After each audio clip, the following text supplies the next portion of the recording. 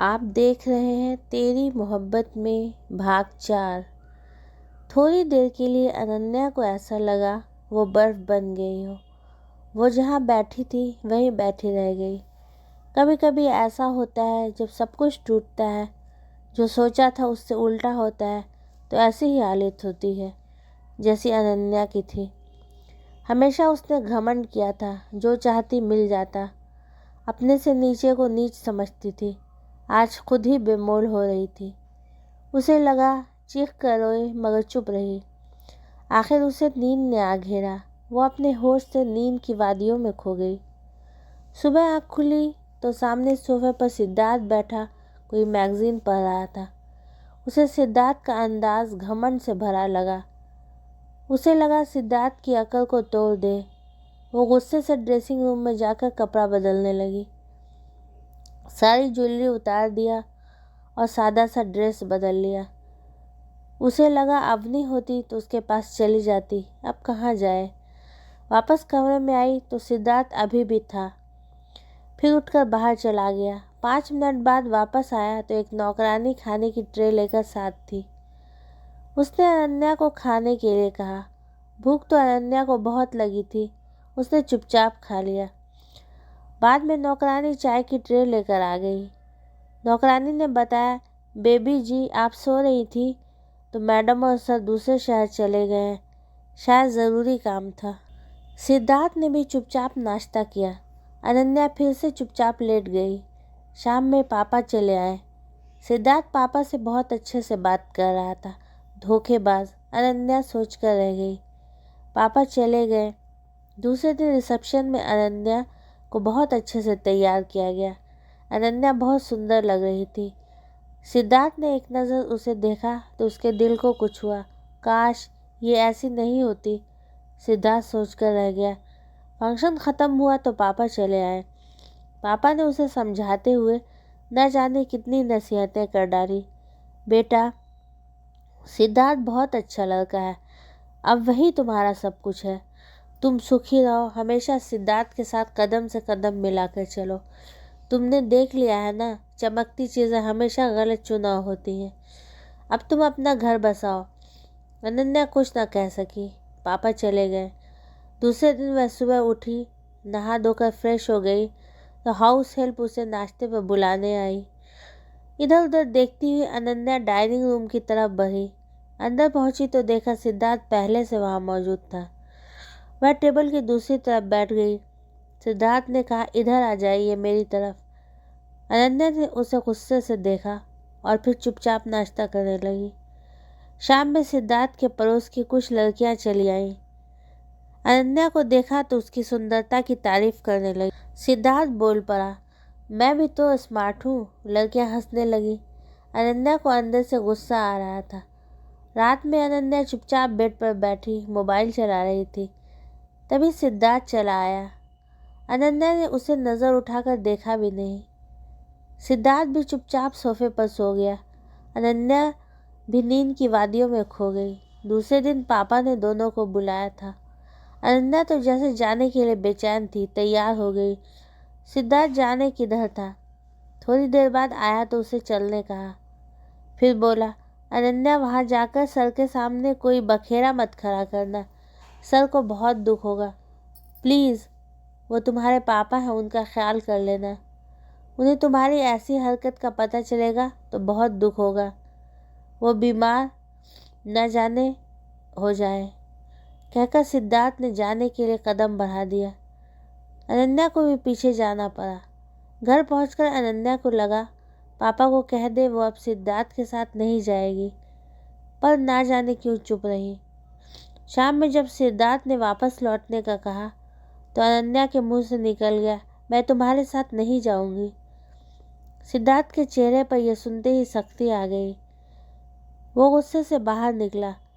पापा ने सिद्धार्थ को देखा तो बोले, अनन्या कहाँ है। फिर पापा ये कहते हुए बढ़े, चलो मैं देखता हूँ। अनन्या जल्दी जाओ, सिद्धार्थ गाड़ी स्टार्ट कर रहा है। आखिर अनन्या को जाना पड़ा। जाते हुए उसे सिद्धार्थ से और नफरत महसूस होने लगी। लालची, धोखेबाज, पापा को ट्रैप कर लिया है। तुमने वो मन ही मन बोल रही थी। आखिर उनकी गाड़ी सिद्धार्थ के घर के सामने पहुंच गई। अनन्या गाड़ी से उतरने ही वाली थी, सिद्धार्थ ने बढ़कर दरवाज़ा खोल दिया। अनन्या गुस्से से जलती हुई उतरकर अंदर चली गई। शाम में सिद्धार्थ के किसी फ्रेंड के यहाँ उन्हें इनवाइट किया गया था। अनन्या तैयार हो जाना, सिद्धार्थ ने जैसे ही कहा अनन्या फट पड़ी। मैं तुम्हारे इशारे पर नाचने वाली नहीं। सिद्धार्थ गुस्से से लाल हो गया। उसने अनन्या का बाह पकड़ लिया। चुपचाप तैयार हो जाओ, समझी, वरना ऐसे ही खींच ले जाऊंगा। अनन्या को पहली बार किसी का सख्त अंदाज देखने को मिला था। आखिर वो चुपचाप तैयार हो गई। रात में वापस आकर थक कर सो गई। सूरज की किरणें उसके चेहरे पर पड़ी तो उसकी नींद अचानक खुल गई। फ्रेश होकर बैठी तो दरवाज़ा नॉक कर हाउस हेल्प अंदर चली आई। हाथ में नाश्ते की ट्रे थी। सिद्धार्थ बाबू ऑफिस चले गए हैं, कहकर गए हैं लंच में आएंगे, कहकर वो हाउस हेल्प चली गई। अनन्या ने नाश्ता कर लिया। अब क्या करे, कुछ समझ में नहीं आ रहा था। वहाँ पर सिद्धार्थ के हाथों की चुभन अभी भी महसूस हो रही थी। वो सोच रही थी, काश आर्यन धोखेबाज न होता तो आज ज़िंदगी खूबसूरत होती। सोचते सोचते उसकी आंखें लग गई। आँख खुली तो दोपहर 1 बज रहे थे। देखा तो सिद्धार्थ सोफे पे बैठा कुछ पढ़ रहा था। एक नज़र उठाकर उस पर डाली, बड़ा ही डैशिंग और स्मार्ट लग रहा था। एक पल को उसे लगा जैसे उसे छू ले, हाथ थाम ले। जैसे ही सिद्धार्थ ने उसे नज़र उठाकर देखा, न जाने क्यों अनन्या को गुस्सा और नफरत फिर से हावी हो गया। अनन्या, देखिए, देखने पर क्या पहरा है। आपकी नज़र मुझ पे उठे, ये तो मेरे लिए सौभाग्य की बात है। अनन्या ने चुपचाप नज़र घुमा लिया। गुस्सा जैसे उस पर हावी हो गया। फिर हाउस हेल्प खाने के लिए बुलाने आई। अनन्या चुपचाप खाने के लिए चली गई। दोनों ने चुपचाप खाना खाया। आज फिर किसी फ्रेंड के यहाँ इनवाइट किया गया था। अनन्या ने जाने से इनकार कर दिया। मैं नहीं जाऊंगी, आपको जाना होगा। मैं तुम्हारे साथ नहीं जाऊंगी। मैं तुम्हारा पति हूँ, तुम मेरे लायक नहीं हो, मैं तुम्हें कुछ नहीं समझती। सिद्धार्थ गुस्से से लाल हो गया। ठीक है, तुम मेरी इंसल्ट करती रहो, कहकर सिद्धार्थ बाहर निकल गया। उसने रात में खाना भी न खाया, सुबह देर तक सोती रही। फिर उठी तो हाउस हेल्प ने नाश्ता लाकर दे दिया। मोबाइल चलाती रही। रात का अंधेरा फैल रहा था। भूख लगने पर बाहर आकर देखा कोई नौकर या हाउस हेल्प नहीं थी। भूख तो लगी थी, फिर भी अनन्या सो गई। सुबह घूमते हुए किचन में आई तो सिद्धार्थ चला आया। शायद ऑफिस जाने के लिए तैयार था। बहुत डैशिंग लग रहा था। मेरे और अपने लिए कुछ बना लो, आज हाउस हेल्प नहीं है। अनन्या कुछ नहीं बोली तो सिद्धार्थ उसका हाथ पकड़कर बोला, सुना तुमने, मुझे नहीं आता। सिद्धार्थ चुपचाप वापस चला गया। अनन्या ने ब्रेड लेकर खा लिया। पापा को कॉल की। पापा घर पर ही थे, बीमार थे। कुछ बोल नहीं पाई। पापा ने उसे फिर वही सारी बातें की। उसे सिद्धार्थ के साथ अच्छा व्यवहार करने को कहा। वो कुछ नहीं बोल पाई। आगे क्या होगा? क्या सिद्धार्थ अनन्या से बदला ले रहा?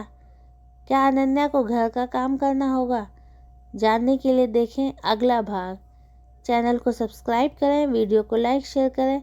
अगले भाग तक के लिए अलविदा।